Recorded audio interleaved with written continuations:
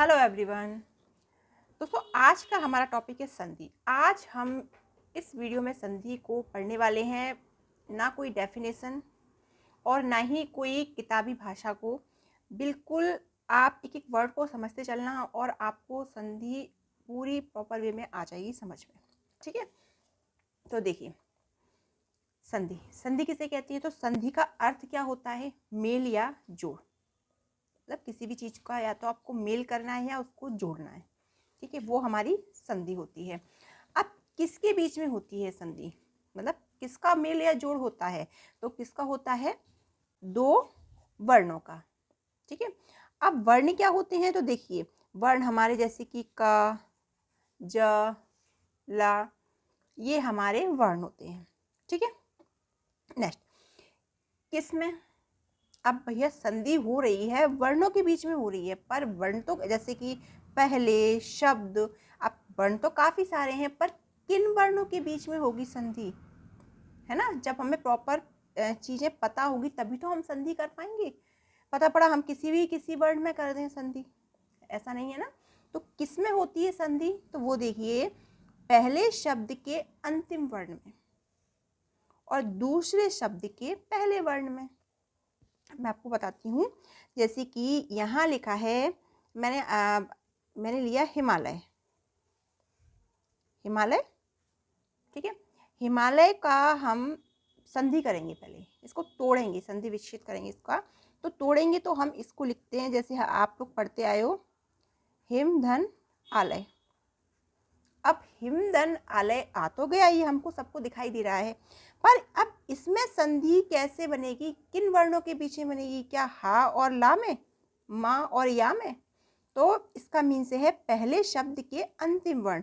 मतलब ये हमारा पहला शब्द है, इसका अंतिम वर्ण ये है माँ, और दूसरे शब्द के पहले वर्ण में दूसरा शब्द हमारा ये है और इसका पहला वर्ण ये है आ। ठीक है, इन दोनों के बीच में संधि होगी। ठीक है, आपकी कोई भी संधि हो, स्वर, व्यंजन, विसर्ग, सभी संधियों में ये फॉर्मूला लागू होता है। ठीक है, ये वाली बात हमारी समझ में आ गई। अब देखिए, संधि विच्छेद करने का तरीका। अब हम संधि विच्छेद कैसे करेंगे वो भी हम समझ लेते हैं। ऐसा थोड़ी ना कि कोई भी वर्ण है उसको कैसे भी तोड़ दिया, नहीं। क्या तरीका होता है? पहला शब्द पूरा लिखा जाता है, पर दूसरे शब्द का पहला वर्ण छोड़कर बाद के सारे अक्षर लिखे जाते हैं। इसका मीन्स ये हुआ है कि देखिए, जैसे कि मैंने उदाहरण में लिखा परोपकार। परोपकार लिखा, इसमें पहला शब्द पूरा लिखा जाता है। अब जैसे कि हमने इसको पहले हम इसका संधि विच्छेद करेंगे तो क्या हो गया? पर धन उपकार। ठीक है, पर धन उपकार, इसका संधि विच्छेद हुआ है। इसमें पहला शब्द पूरा लिखा जाता है, तो ये दो शब्द हैं, ये शब्द नंबर 1 हो गया और ये शब्द नंबर हमारा 2 हो गया। ठीक है, तो पहला शब्द पूरा लिखा जाता है, तो मैंने ये पहला शब्द पूरा लिख लिया, पर लिखा है, ये हमारा पहला शब्द लिखा है, देख लीजिए। ठीक है, पर दूसरे शब्द का पहला वर्ण छोड़कर बाद के सारे अक्षर लिखे जाते हैं। अब ये हमारा है दूसरा शब्द, कौन सा है? उपकार। ठीक है, तो उपकार का क्या? पहला वर्ण। आपको उपकार शब्द में जो भी पहला वर्ण है उसको छोड़ना है, चाहे वो स्वर है या व्यंजन है। तो इसमें पहला वर्ण कौन सा है? ऊ। ऊ है, इस ऊ को हम छोड़ करके पकार लिख देंगे। लिखा, ये हमारा पहला शब्द है और ये हमारा दूसरा शब्द है। पहला दूसरा ये क्या है? हमारे शब्द। ठीक है, पकार लिख दिया, इतना समझ आया? इस तरीके से हम संधि विच्छेद करते हैं। ठीक है, अब अगर आपने इनको अच्छे से समझ लिया और रूल माइंड में सेट कर लिए तो आपकी कोई भी संधि गलत नहीं होने वाली। यहाँ तक हम पहुँचे। अब संधि होगी, अब संधि किस में होगी अब हम ये जानेंगे।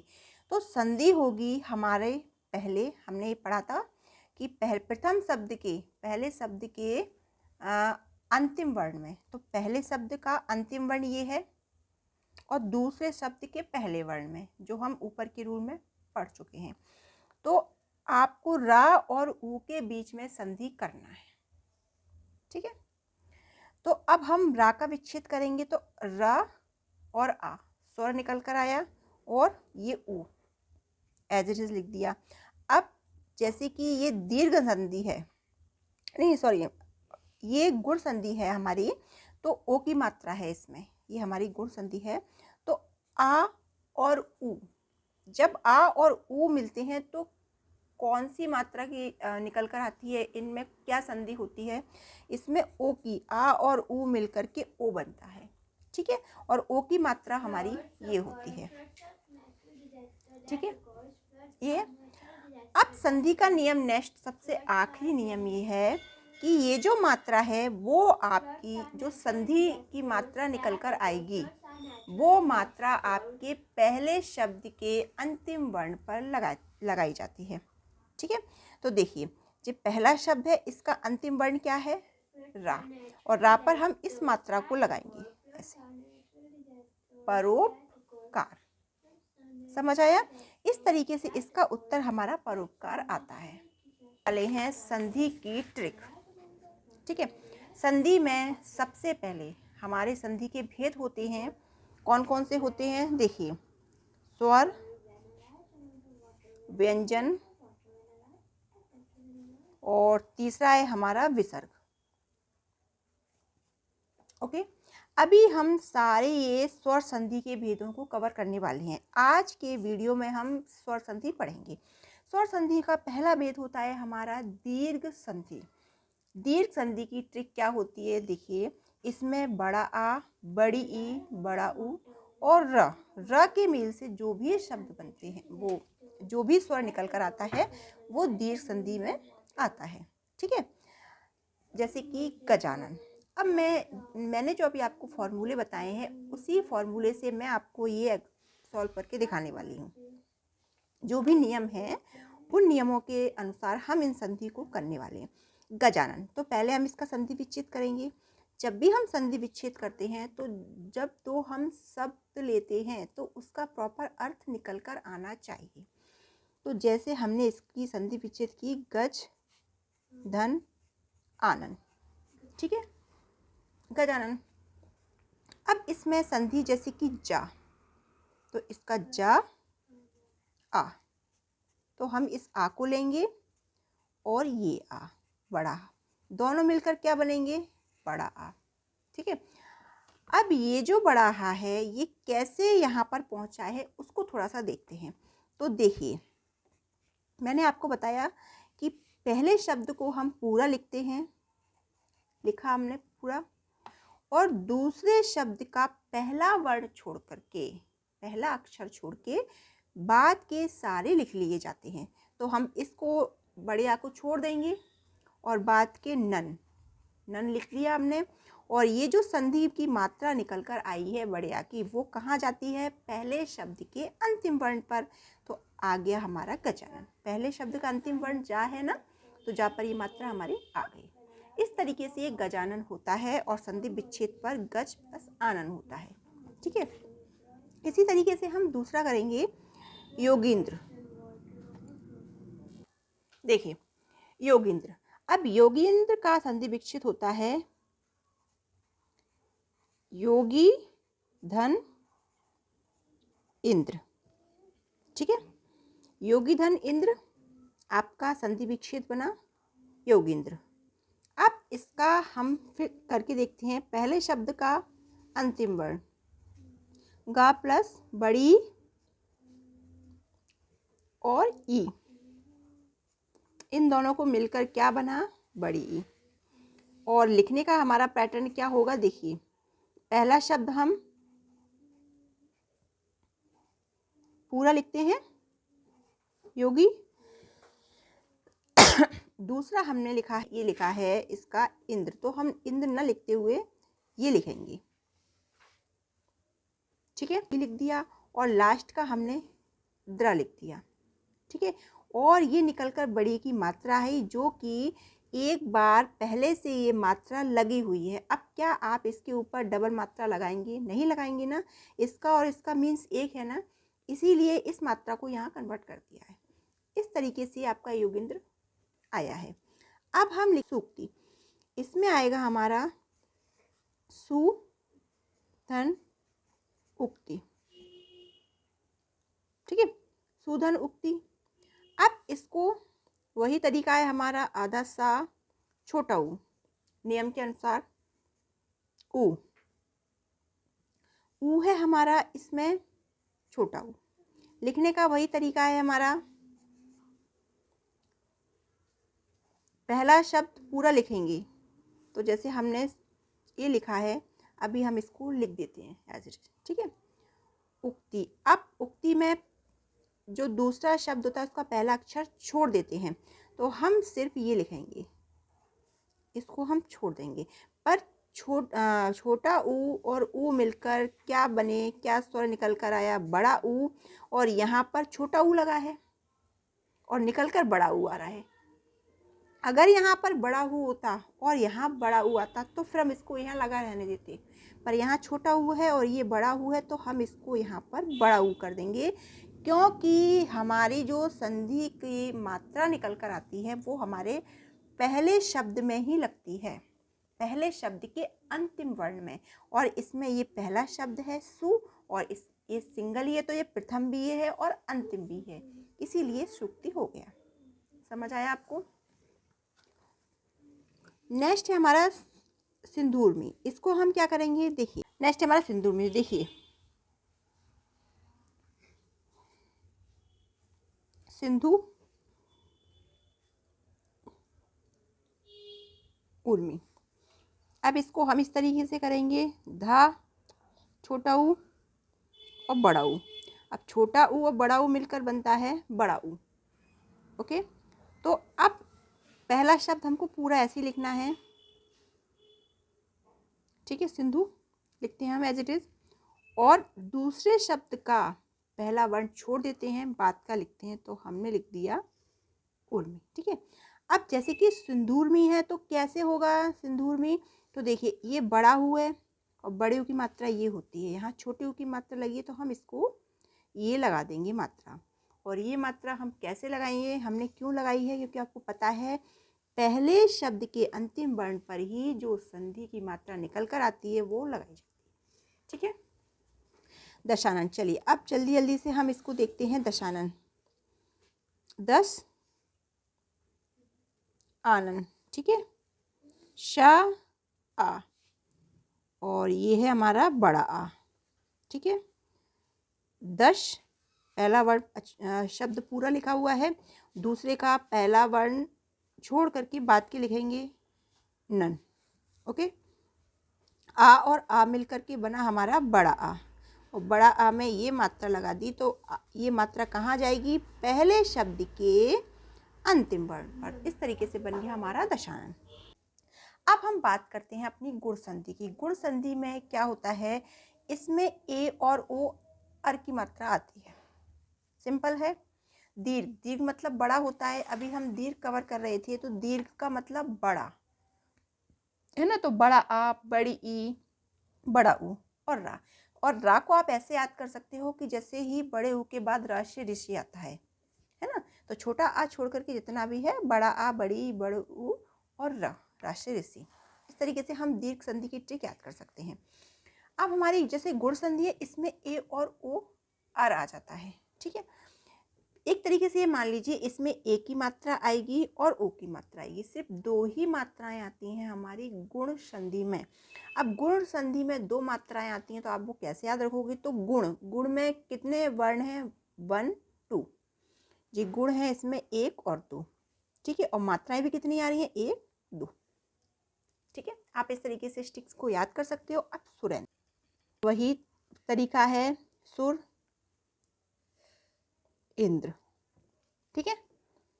अब इसको रा आ और ई, आ ई बनकर बनता है हमारा ए, ठीक है, ए की मात्रा ये होती है। इतना हमको समझ आया।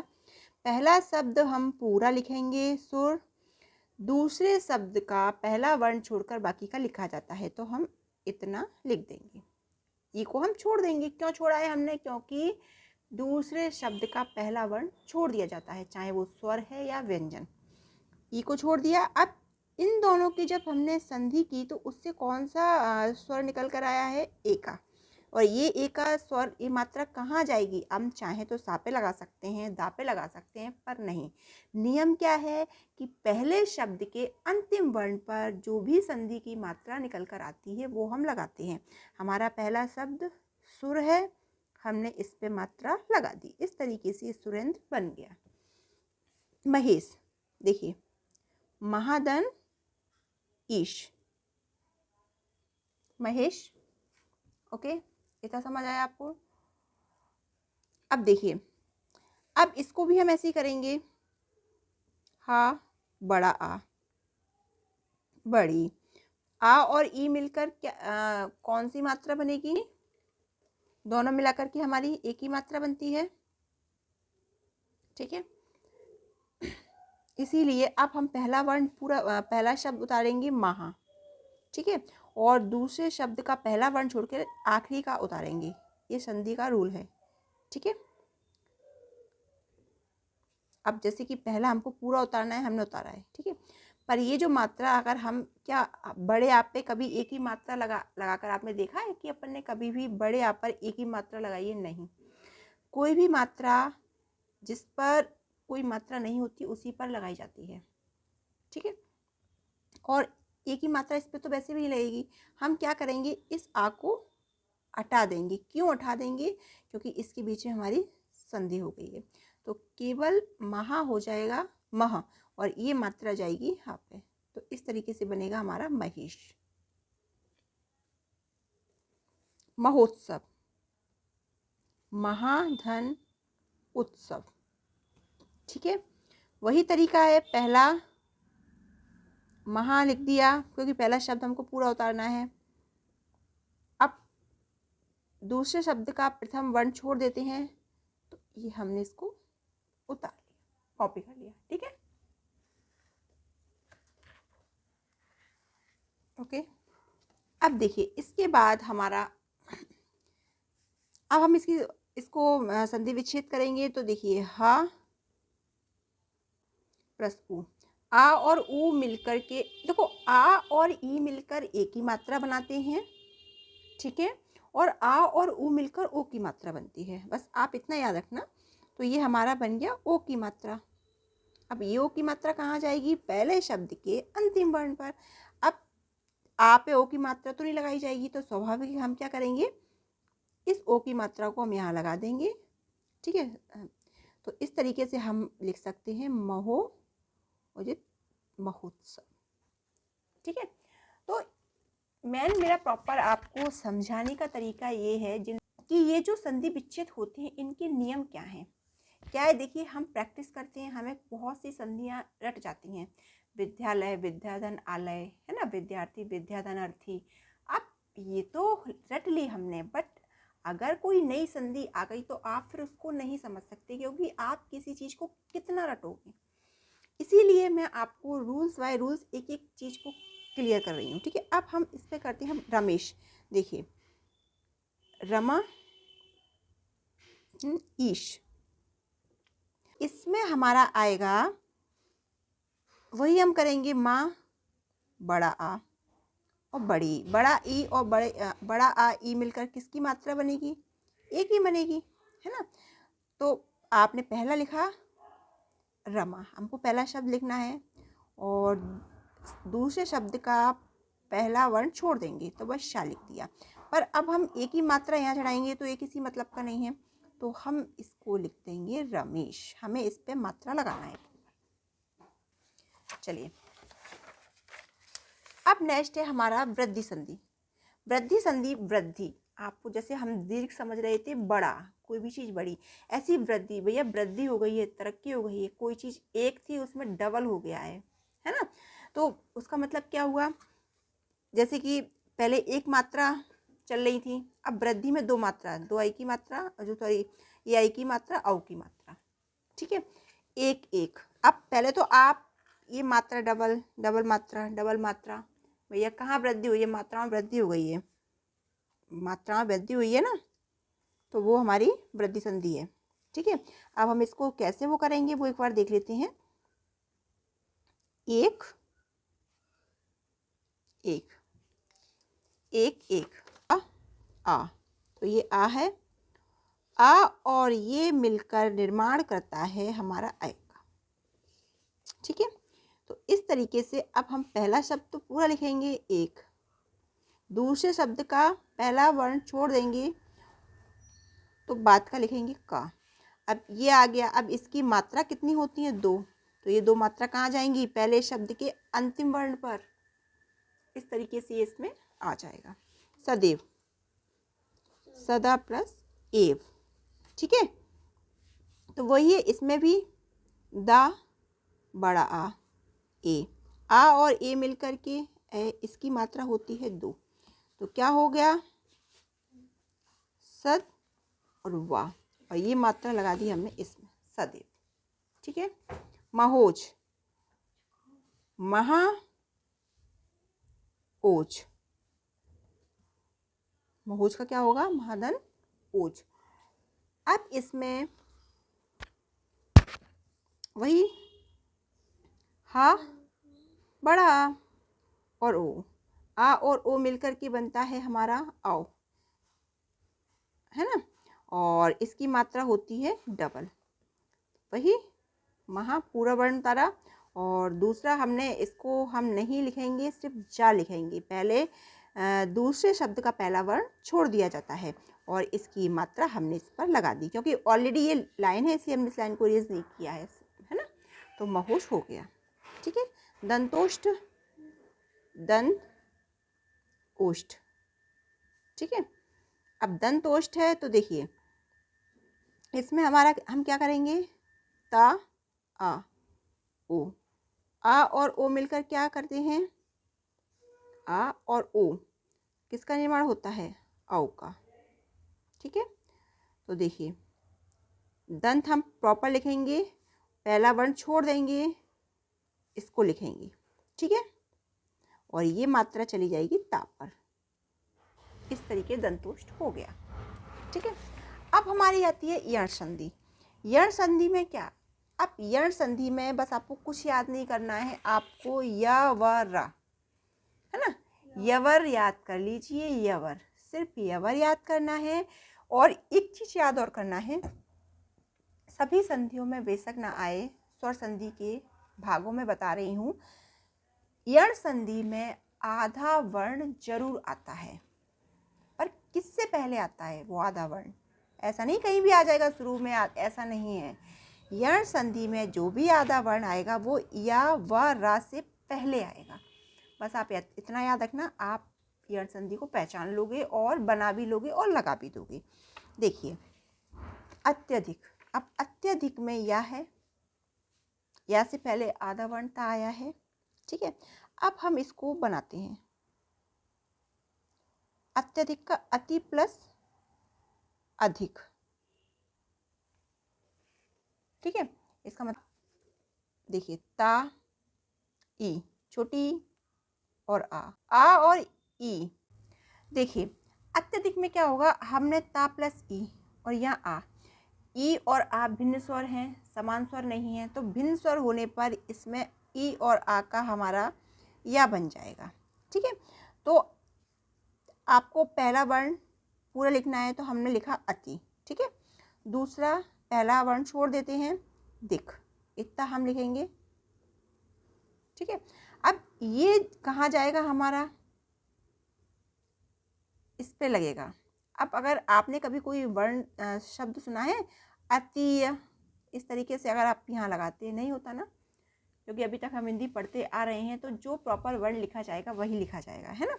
तो इसमें हम क्या करेंगे, ये या यहाँ पर आएगा, तो इसलिए हम इसको क्या कर देंगे? देखिए इस ता को आधा, तो ये ता आधा है, अधूरा है, तो ये हमने यहाँ लिखा और इन दोनों के मेल से या बन गया, तो इस या को हम यहाँ लिख देंगे और धिक लिख देंगे।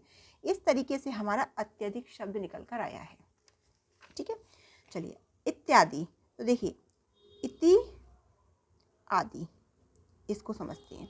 ये हमारा कैसे होगा? देखिए ता, तो आधा ता प्लस ई और आ, अब आ और ई मिलकर किसका किस संधि का निर्माण कर रहे हैं? या का। ठीक है, अब इसमें जो बड़ा आ है तो इसमें बड़ा आ आएगा, क्योंकि बड़ा आ है ना तो बड़ा या हो जाएगा। अब इसको लिखते हैं, देखो इति, तो अब हमने ई लिखा है। ठीक है, अब जैसे कि इति तो ता आधा है ना, तो हम इसको ता लिखेंगे, और इस स्वर को मिलाकर के हमारा क्या बन गया? बड़ा आ। बड़ा आ लिख दिया।